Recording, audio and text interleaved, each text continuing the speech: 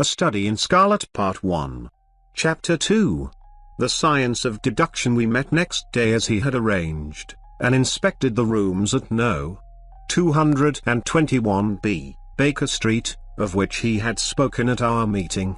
They consisted of a couple of comfortable bedrooms and a single large airy sitting room, cheerfully furnished, and illuminated by two broad windows. So desirable in every way were the apartments, and so moderate did the terms seem when divided between us, that the bargain was concluded upon the spot, and we at once entered into possession. That very evening I moved my things round from the hotel, and on the following morning Sherlock Holmes followed me with several boxes and portmanteaus. For a day or two we were busily employed in unpacking and laying out our property to the best advantage. That done, we gradually began to settle down and to accommodate ourselves to our new surroundings. Holmes was certainly not a difficult man to live with. He was quiet in his ways, and his habits were regular. It was rare for him to be up after 10 at night, and he had invariably breakfasted and gone out before I rose in the morning. Sometimes he spent his day at the chemical laboratory, sometimes in the dissecting rooms, and occasionally in long walks, which appeared to take him into the lowest portions of the city. Nothing could exceed his energy when the working fit was upon him, but now and again our reaction would seize him, and for days on end he would lie upon the sofa in the sitting room, hardly uttering a word or moving a muscle from morning to night. On these occasions I have noticed such a dreamy, vacant expression in his eyes, that I might have suspected him of being addicted to the use of some narcotic, had not the temperance and cleanliness of his whole life forbidden such a notion. As the weeks went by, my interest in him and my curiosity as to his aims in life gradually deepened and increased. His very person and appearance were such as to strike the attention of the most casual observer. In height he was rather over 6 feet, and so excessively lean that he seemed to be considerably taller. His eyes were sharp and piercing, save during those intervals of torpor to which I have alluded, and his thin, hawk-like nose gave his whole expression an air of alertness and decision.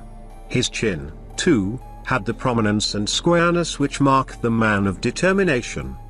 His hands were invariably blotted with ink and stained with chemicals, yet he was possessed of extraordinary delicacy of touch, as I frequently had occasion to observe when I watched him manipulating his fragile philosophical instruments. The reader may set me down as a hopeless busybody, when I confess how much this man stimulated my curiosity, and how often I endeavored to break through the reticence which he showed on all that concerned himself. Before pronouncing judgment, however, be it remembered how objectless was my life, and how little there was to engage my attention. My health forbade me from venturing out unless the weather was exceptionally genial, and I had no friends who would call upon me and break the monotony of my daily existence. Under these circumstances, I eagerly hailed the little mystery which hung around my companion, and spent much of my time in endeavoring to unravel it. He was not studying medicine. He had himself, in reply to a question, confirmed Stamford's opinion upon that point. Neither did he appear to have pursued any course of reading which might fit him for a degree in science or any other recognized portal which would give him an entrance into the learned world. Yet his zeal for certain studies was remarkable, and within eccentric limits his knowledge was so extraordinarily ample and minute that his observations have fairly astounded me. Surely no man would work so hard or attain such precise information unless he had some definite end in view. Desultory readers are seldom remarkable for the exactness of their learning. No man burdens his mind with small matters unless he has some very good reason for doing so. His ignorance was as remarkable as his knowledge. Of contemporary literature, philosophy and politics he appeared to know next to nothing. Upon my quoting Thomas Carlyle, he inquired in the naivest way who he might be and what he had done.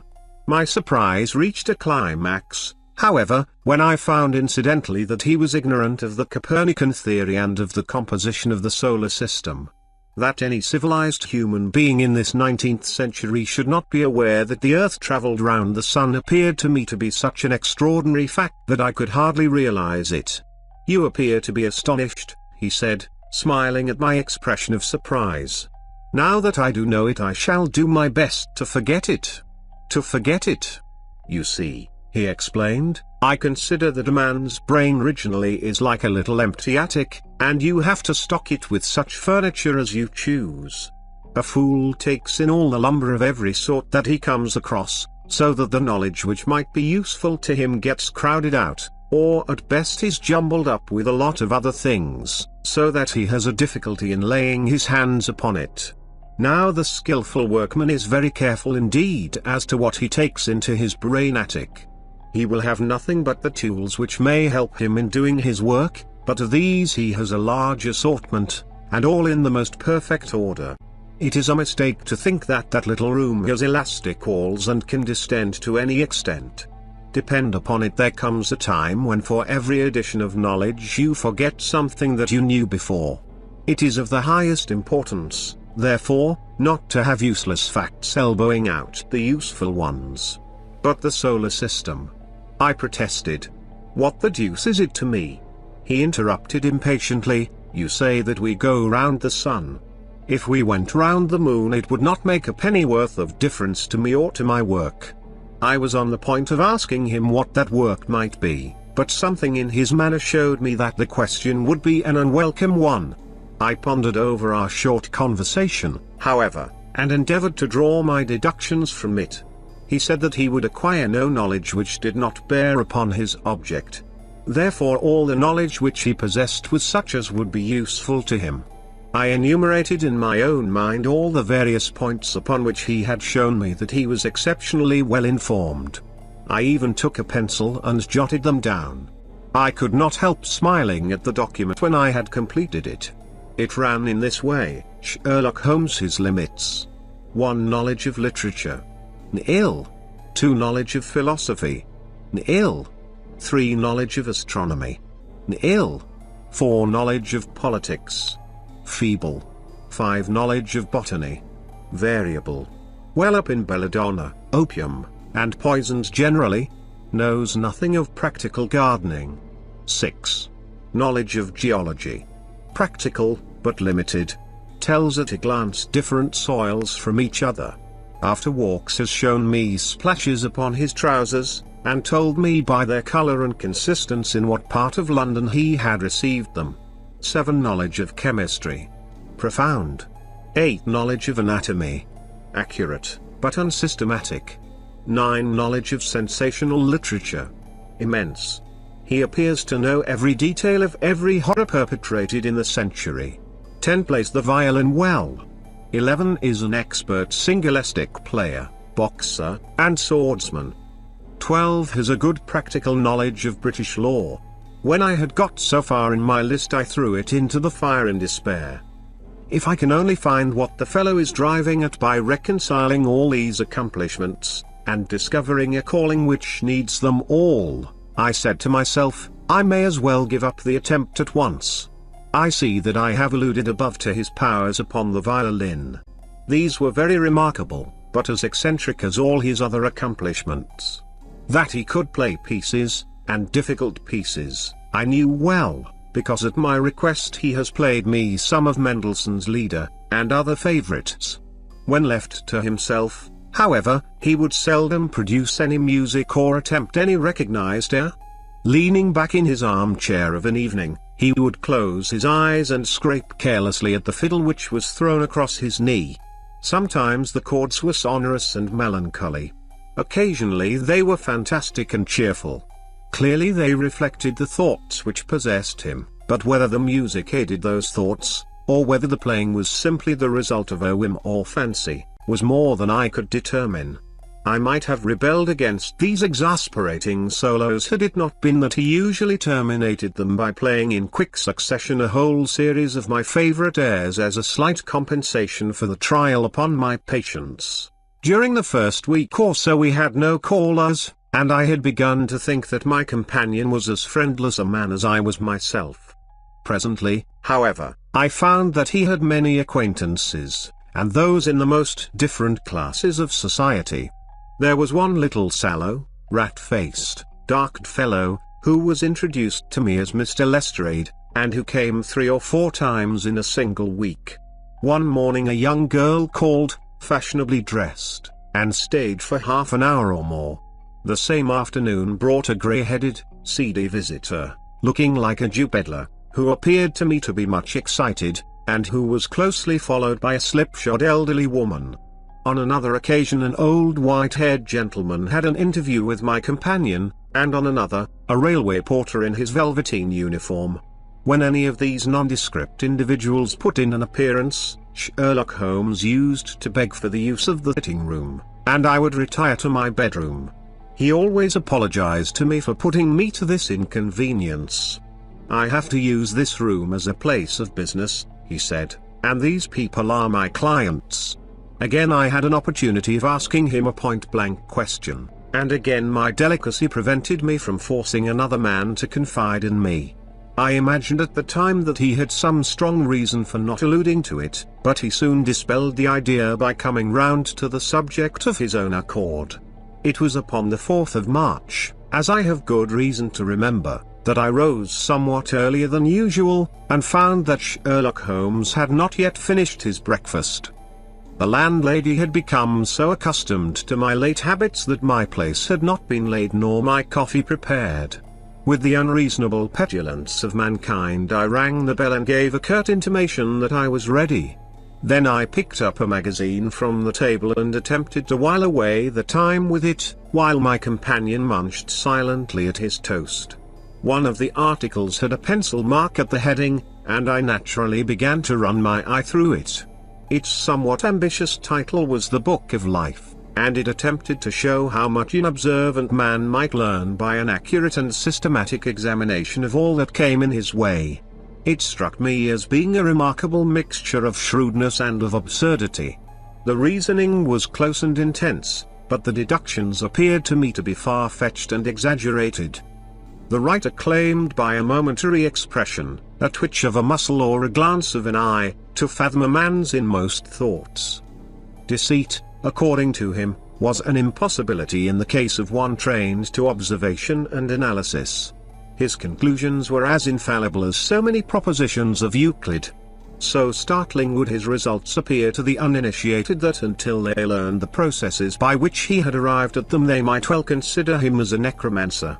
"From a drop of water," said the writer, "a logician could infer the possibility of an Atlantic or a Niagara without having seen or heard of one or the other. So all life is a great chain, the nature of which is known whenever we are shown a single link of it. Like all other arts, the science of deduction and analysis is one which can only be acquired by long and patient study, nor is life long enough to allow any mortal to attain the highest possible perfection in it. Before turning to those moral and mental aspects of the matter which present the greatest difficulties, let the inquirer begin by mastering more elementary problems. Let him, on meeting a fellow mortal, learn at a glance to distinguish the history of the man, and the trade or profession to which he belongs. Puerile as such an exercise may seem, it sharpens the faculties of observation, and teaches one where to look and what to look for. By a man's fingernails, by his coat sleeve, by his boots, by his trouser knees, by the callosities of his forefinger and thumb, by his expression, by his shirt cuffs, by each of these things a man's calling is plainly revealed. That all united should fail to enlighten the competent inquirer in any case is almost inconceivable. What an ineffable twaddle! I cried, slapping the magazine down on the table. I never read such rubbish in my life. "What is it?" asked Sherlock Holmes. "Why, this article," I said, pointing at it with my egg spoon as I sat down to my breakfast. "I see that you have read it since you have marked it. I don't deny that it is smartly written. It irritates me, though. It is evidently the theory of some armchair lounger who evolves all these neat little paradoxes in the seclusion of his own study. It is not practical. I should like to see him clapped down in a third-class carriage on the Underground, and asked to give the trades of all his fellow travellers. I would lay 1,000 to 1 against him." "You would lose your money," Holmes remarked calmly. "As for the article, I wrote it myself." "You?" "Yes, I have a turn both for observation and for deduction. The theories which I have expressed there, and which appear to you to be so chimerical, are really extremely practical, so practical that I depend upon them for my bread and cheese. And how? I asked involuntarily. Well, I have a trade of my own. I suppose I am the only one in the world. I'm a consulting detective, if you can understand what that is. Here in London we have lots of government detectives and lots of private ones. When these fellows are at fault, they come to me, and I manage to put them on the right scent. They lay all the evidence before me, and I am generally able, by the help of my knowledge of the history of crime, to set them straight. There is a strong family resemblance about misdeeds, and if you have all the details of 1,000 at your finger ends, it is odd if you can't unravel the 1,001st. Lestrade is a well-known detective. He got himself into a fog recently over a forgery case, and that was what brought him here. And these other people? They are mostly sent on by private inquiry agencies. They are all people who are in trouble about something and want a little enlightening. I listen to their story, they listen to my comments, and then I pocket my fee. But do you mean to say, I said, that without leaving your room you can unravel some knot which other men can make nothing of, although they have seen every detail for themselves? Quite so. I have a kind of intuition that way. And again the case turns up which is a little more complex. Then I have to bustle about and see things with my own eyes. You see, I have a lot of special knowledge which I apply to the problem, and which facilitates matters wonderfully. Those rules of deduction laid down in that article which roused your scorn are invaluable to me in practical work. Observation with me is second nature. You appeared to be surprised when I told you, on our first meeting, that you had come from Afghanistan.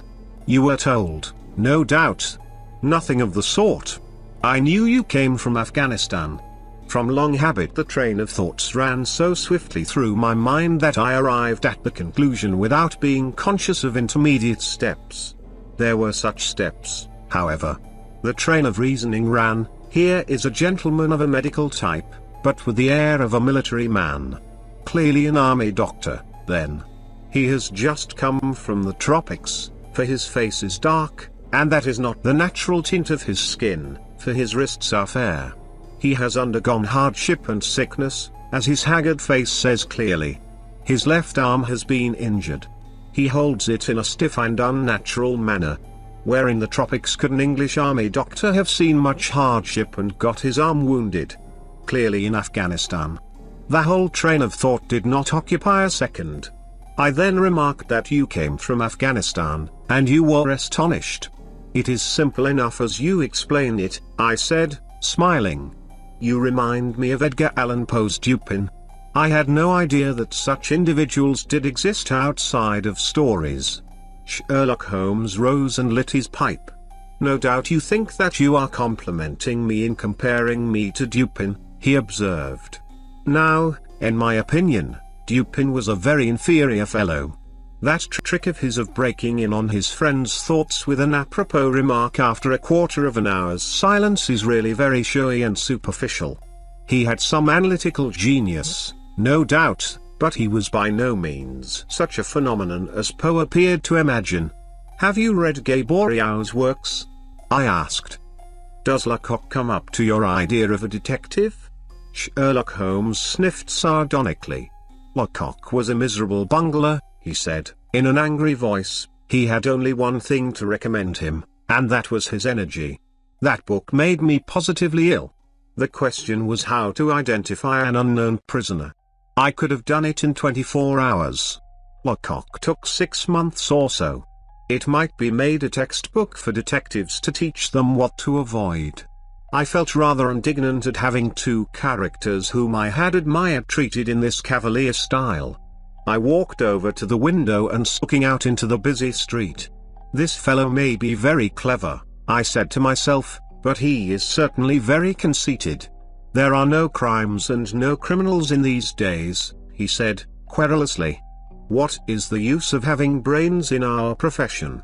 I know well that I have it in me to make my name famous. No man lives or has ever lived who has brought the same amount of study and of natural talent to the detection of crime which I have done. And what is the result?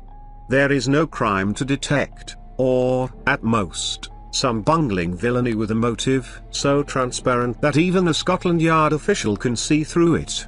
I was still annoyed at his bumptious style of conversation. I thought it best to change the topic. "I wonder what that fellow is looking for?" I asked, pointing to a stalwart, plainly dressed individual who was walking slowly down the other side of the street, looking anxiously at the numbers. He had a large blue envelope in his hand, and was evidently the bearer of a message. "You mean the retired Sergeant of Marines?" said Sherlock Holmes. "Brag and bounce," thought I to myself. "He knows that I cannot verify his guess." The thought had hardly passed through my mind when the man whom we were watching caught sight of the number on our door, and ran rapidly across the roadway. We heard a loud knock, a deep voice below, and heavy steps ascending the stair. "For Mr. Sherlock Holmes," he said, stepping into the room and handing my friend the letter. Here was an opportunity of taking the conceit out of him. He little thought of this when he made that random shot. "May I ask, my lad," I said, in the blandest voice, "what your trade may be?" "Commissionaire, sir," he said, gruffly. "Uniform away for repairs." "And you were?" I asked, with a slightly malicious glance at my companion. "A sergeant, sir, Royal Marine Light Infantry, sir." "No answer?" "Right, sir." He clicked his heels together, raised his hand in salute, and was gone.